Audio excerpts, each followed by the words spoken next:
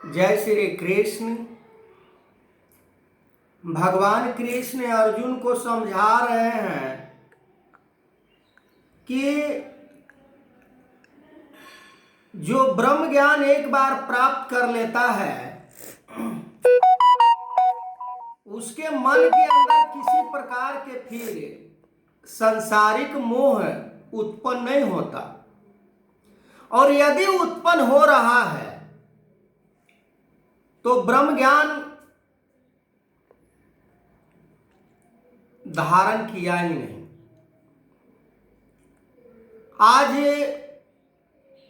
आज भी ब्रह्म ज्ञान को प्राप्त किया जा रहा है, पर उस अर्जुन के जैसे मोह को समाप्त नहीं किया जा रहा है। ब्रह्म ज्ञान लेने से पहले अर्जुन के पास अनेकों मोह था।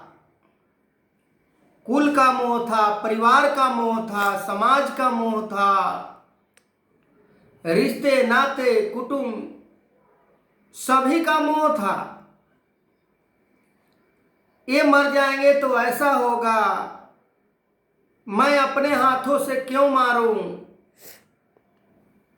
इन्हें मारने से हमें दोष पाप लगेगा। पर ब्रह्म ज्ञान जब प्राप्त कर लेता है अर्जुन, उसके मन से एकदम मोह समाप्त हो जाता है। मोह समाप्त होने के बाद जो वास्तविक ब्रह्म ज्ञान को उसने धारण किया और उस रंग क्षेत्र में जो भगवान कृष्ण के बताए हुए मार्ग, जो युद्ध रूपी कर्म निर्धारित किया गया था अर्जुन के लिए, वो जुट जाता है और विजय प्राप्त कर लेता है। आज ब्रह्म ज्ञान सतगुरु से प्राप्त, पहली बात तो कि पहले प्राप्त ही नहीं हुआ। मान लेते हैं कि पहले किसी बर्तन या कोई पात्र में कुछ रखा हुआ है और फिर उसके अंदर हम कुछ डालते हैं, तो क्या उसके अंदर समा सकता है, उसके अंदर ठहर सकता है? नहीं, वो पहले से भरा हुआ है। तो हमारे मन के अंदर पहले से ही लोभ लालच स्वार्थ भरा हुआ है, ईर्षा द्वेष घृणा भरा हुआ है, तो ब्रह्म ज्ञान कैसे हमारे जीवन में उतर पाएगा?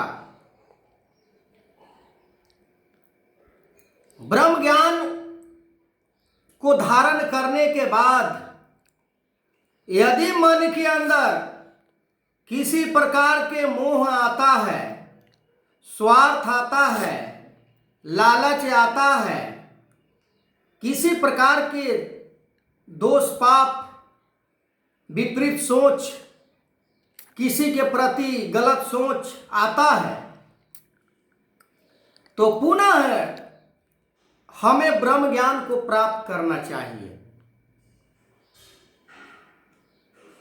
आज तो कुर्सी के लिए, ना जाने पद के लिए, प्रतिष्ठा के लिए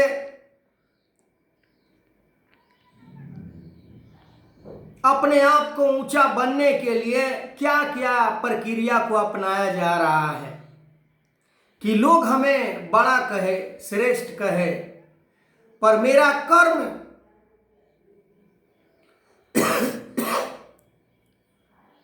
श्रेष्ठ ना हो।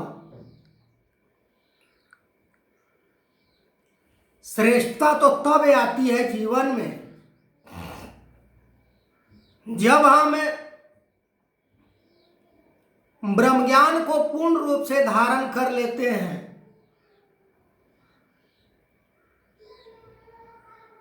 सतगुरु आज जो समझा रहे हैं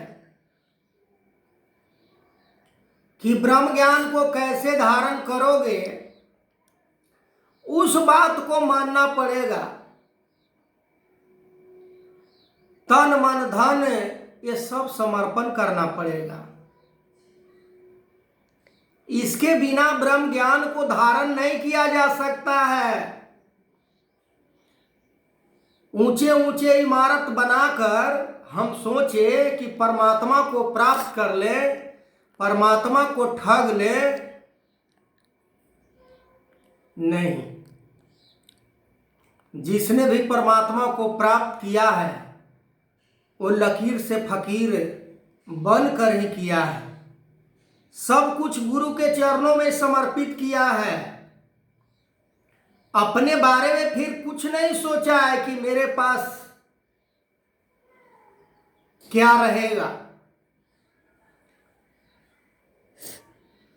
जब 52 अवतार में भगवान विष्णु अवतार लिए थे, राजा बलि को ब्रह्म ज्ञान देने के लिए क्या